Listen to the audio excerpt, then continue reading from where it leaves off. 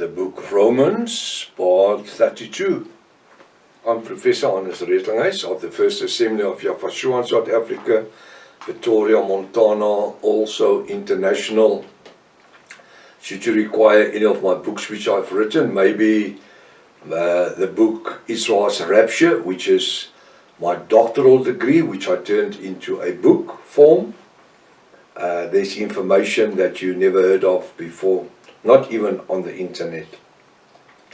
Should you require any information, you can contact me at the WhatsApp number +27 international code for South Africa, or 722-367-124. Just go to my website, https://yahvah.co.za, as you can see on the top here. If this is the first time that you are about to participate in the study, you are so very, very welcome, but I urge you to go to part 1, start from the beginning, because you've missed out on quite a bit of information already. It's very important to subscribe to the channel in order to receive the different notifications of all the studies that we are currently busy with. Share this link to your friends and family and everybody that you love. Make sure you at least have a 1611 King James Bible or the restoration of the original Sacred Name Bible, the Rotterdam version, a pen and a notepad ready. It's very important to know that we do not associate ourselves with any Messianic groups, the Israel Vision groups, the Hebrew Root movement, the Sacred Name movement, the Yom movement, the Seventh-day Adventists, the Jehovah's Witnesses, Roman Catholic Church, Protestants, you name them who they are. We do not belong to nobody. We are only an international Bible study functioning throughout the world. We are mainly using the 1860 restoration of the original Sacred Name Bible, the one that was translated by Dr. Joseph Bryant Rotterdam, in which the name Jesus was originally Yafashua. The name God was originally Elohim or Hashem. The name Lord was originally Yahweh. The name of the Holy Spirit was originally the Ruach HaKodesh. Welcome to Breakfast with Prof. Hannes. Hallelujah.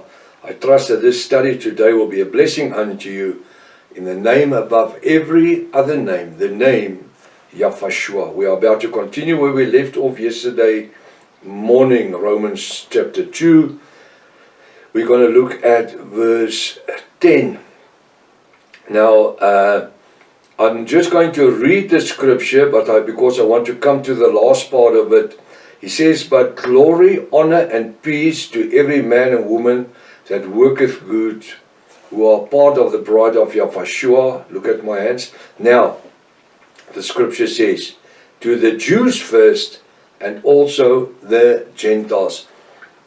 For many, many people throughout the ages, how many of them, and even today in 2026, never knew what this scripture means? To the Jews first, and also to the Gentiles. Well, the fact that the message of salvation was originally ordained to the Jew people, the Israelites, and then it would become necessary to go to be shared with the Gentiles. And that's what I was explaining yesterday morning, and I want to continue here where the scripture says that first the message was preached for 2 years unto the Hebrew people, but the Pharisees and the scribes and Sadducees and Sanhedrin and the priest and high priest, and they didn't wanted to know anything about what Yafashua taught. They didn't want to listen to him. How many times have we found where Yafashua had to flee to the mountains? Why? Because they wanted to stone him. Especially when he claimed to be the son of the creator of heaven and earth, Yahweh Almighty. But if they just listened to his name, how it was structured. In Hebrew, the tetragrammaton is Yod, Hey, Vav, Hey, from right to left. Yod, Hey, Vav. It's a V, hey. YHVH. It's consonants, you can't make a word of it. And then the letter A is applied. Then it becomes Yot, Aleph, Hey, Faf, Aleph, Hey. That gives you Yafa. Y, not a Y, a Y. Y-A-H, like in Ya.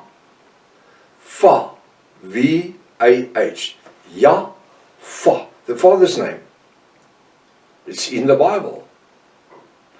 Yafa. And then the Son is the Shua. Shua means Savior, Redeemer. Is Yafa Shua. So he has the name of his Father. He says in John 52, verse 6, I came in the name of my Father, and you accept me not. If another came in his own name, him would you have accepted? Now, if his name is Jesus Christ, what's his Father's name? It also should be Jesus Christ something. It's not. But if his Father's name is Yafa, Yot Aleph Hey Faf Aleph Hey, Yafa, and his name is Yafa Shua, the Father, the Savior, Redeemer. How easily is that?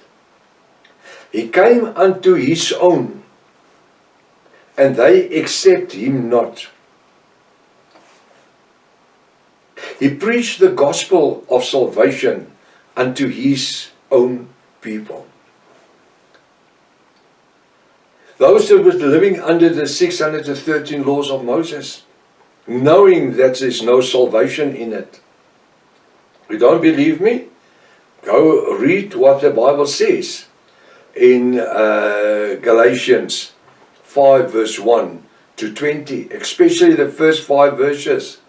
Galatians 5 verse 1 to 5. Go read it, but you can read it on up till 20. Make a study of it. If I'm still bound to the laws, the 613 laws of Moses, I'm still living in sin. I will die in my sin. Go study the word. Now the word says here that he preached the gospel of life unto Israel, and they accept him not. There were Barabbas, where Pontius Pilate says, here's Barabbas, here's Yahshua. Who must I set free? Israel, not the Greek people, not the Roman people. They didn't shout, crucify Yahshua. They say, release they say to Pontius Pilate, release Barabbas, who was a murderer. Crucify Yahshua. He washes his hands in water. Pontius Pilate, he says, I found in him no sin.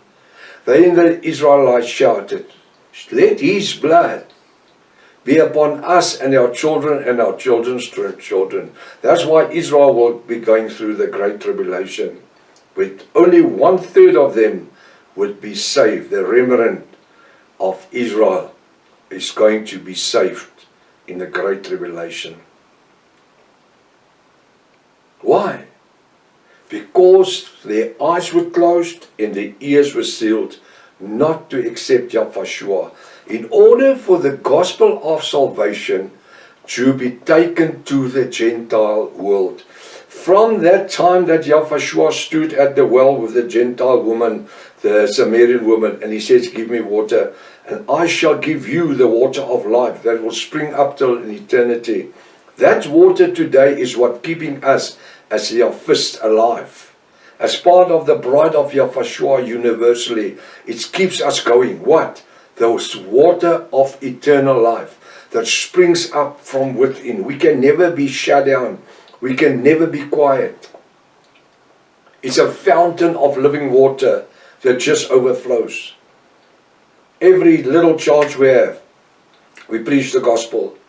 Every chance that a door is just half open, we jump in, we preach the gospel. We are living a testimony of someone who's redeemed by the blood of Yahshua, who lives in holiness. And that's what, and who bears the fruit of the Ruach HaKodesh. You will see I'm showing fruit. I don't show little round small fruits. Fruits. And that's what we are supposed to be. We are supposed to be the light unto a lost world. We are supposed to be fresh water unto a lost, thirsty world. We are supposed to be bread, fresh bread unto a lost world. That is all figurative speech, presenting our lives to a lost world. So the message of salvation, that day, from the day that Yahshua stopped at the well, speaking to the Samaritan woman, up till today, in 2026, up till today, he has never stopped taking the word of salvation to the Gentiles. Never. In the Great Tribulation, the 7 years and 105 days, Daniel 12 verse 11, Daniel 12 verse 12, 2,625 days, 7 years and 105 days is the time of the Great Tribulation. That's the time that the gospel of salvation will be preached unto the remnant of Israel, the 1/3.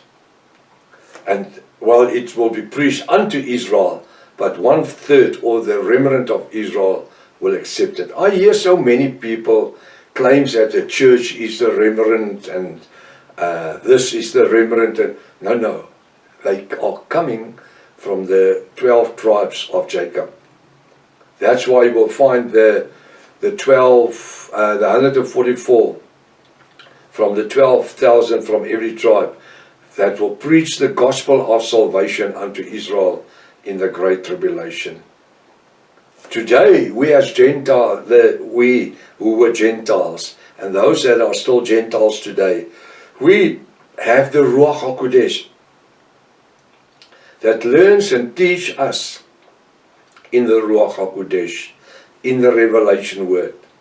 Yahweh is using us, every one of us, as workable instruments in His kingdom. And then we today have the Ruach HaKodesh, the Holy Spirit, to guide us and to lead us in all righteousness and truth, and reveal the revelation word unto those that is longing to receive and obtain the glorified revelation word. Well, he says in verse 10, but glory, honor, and peace to every man, and I want to say woman, that worketh good, who are part of the bride of Yahshua. Hallelujah. Now he says to the Jews first. Why? Because there were Jews 2,000 years ago that came to repentance. It's not all the Jews that were preached to that was lost. No. Yahshua preached to, teach 5,000 men on one time, another time 4,000 men. You want to tell me none of them came to repentance?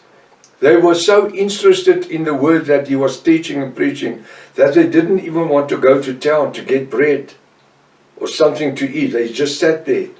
And that's where Yahshua had to take the fishes and the bread and turn it into a meal for multitudes of people that were sitting there, so occupied in the revelation word, in the gospel of salvation, hearing something totally different than the 613 laws of Moses, which was preached by the high priest and these people. They were so interested in it, they didn't want to leave. They just sat there the whole day. And in the evening, doesn't even worry about getting food.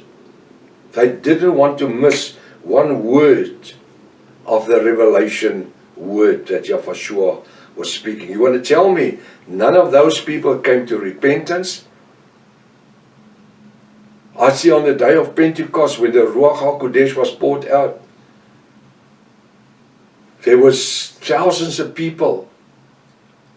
There was 120 in the upper room and some of them came to Apostle Peter and says, what must we do, brethren, to be saved? Though they must surely have also been Jews, Hebrew people. And Peter says, repent, and let every one of you be immersed in the name of Yahushua to the remission of your sin. And you shall receive the promise of the Ruach HaKodesh. For this promise is unto you and your children, all that's afar. It doesn't mean little babies and children. We are the children of our Father's children. It means centuries of people who are born in time to come, the children. So those that accepted His word, we immersed 3,000 souls. You want to tell me there was no Jews there? And that's why I say, to the Jews first. Why? Because the message was unto the Jews first, and also the Gentiles, who became the bride of Yahushua. I'm so glad that I have part in that what Yahuwah has originally had in mind for us as Gentiles, to be saved and made part of the bride of Yahushua, called Yahwist. Now till tomorrow morning, if His Father's will, Maranatha, Yahushua is coming back again. Hallelujah.